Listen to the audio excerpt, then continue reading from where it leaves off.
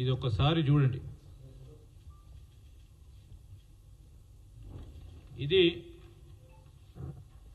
ఎన్ఆర్ఎస్ఐ hostel సమీపంలో ఉన్నప్పుడు hostel అటువైపు ఉన్న హాస్టల్ జింకపిల్ల వీరు ఆ 400 ఎకరాల్లో ఇదే పెట్టి ఈ విధంగా ఈ జింకలు ఇక్కడికి వచ్చినాయని చెప్పడం జరిగింది. రెండవది,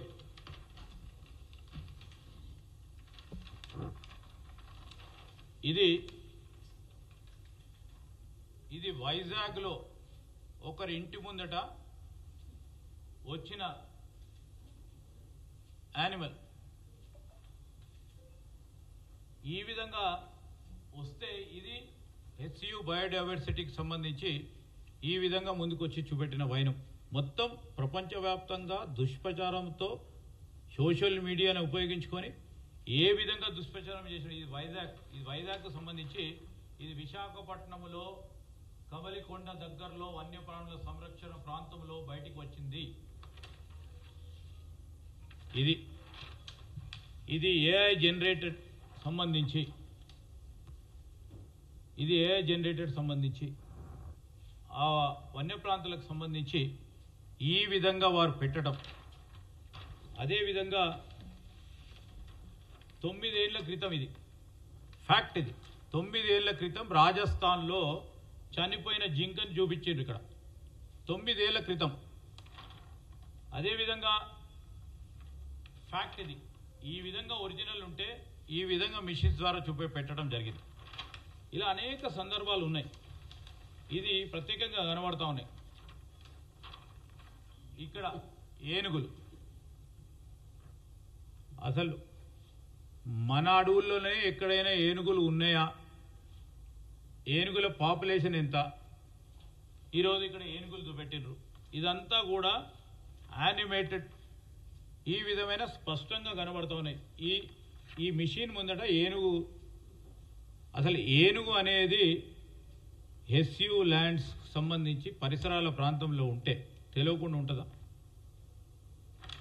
నేను ఎందుకు చెప్తా ఉన్నానంటే ఇవన్నీ కూడా ఇది చూడండి. ఇదైతే ఇది దయచేసి చూడాలా యావత్ ప్రజానికానికి. ఇదైతే ఈ ఏనుగులు పోతుంటే మెషిన్లు పోతున్నట్టు ఏఐ జనరేటెడ్ వీడియో క్లిప్పింగ్స్ కానీ ఈ విధంగా చేస్తే మీరు బాధ్యతాయుతమైన ప్రతిపక్ష పార్టీగా మీ పాత్రను నిర్వహిస్తూ ఉన్నారని అడుగుతా ఉన్నాం. ఎందుకు చెప్తా ఉన్నామంటే సరే ప్రభుత్వాన్ని నడిపిస్తూ ఉన్నప్పుడు ఎక్కడైనా చిన్న అడప తెలుసో తెలియకుండా ఎక్కడైనా చట్టాన్ని అతిక్రమిస్తే తప్పకుండా చూపెట్టాల్సిన అవసరం ఉంటుంది, బాధ్యత ఉంటుంది ప్రతిపక్ష పార్టీగా. కానీ ఈ విధమైన చీప్ ఎవరు విద్యార్థులకు చూపెట్టినా ఈ రాష్ట్రానికి సంబంధించిన ప్రజానికానికి చూపెట్టి దేశానికి సంబంధించిన అంటే ఏ ఎన్విరాన్మెంటలిస్ట్ కానీ యానిమల్ లవర్ కానీ వారిని ప్రభావితం చేయాలి, వారి ద్వారా ఈ రాష్ట్ర ప్రభుత్వం పైన దుష్ప్రచారం చేసే ప్రయత్నంలో జరిగిన వైనం వారు తప్ప అంటలేను. ఈరోజు సోషల్ మీడియాని ఉపయోగించి ఏ విధంగా చేస్తూ ఉన్నారో ప్రత్యేకంగా చెప్పాల్సిన ధర్మం మా పైన ఉందని చెప్పదలుచుకున్నాం.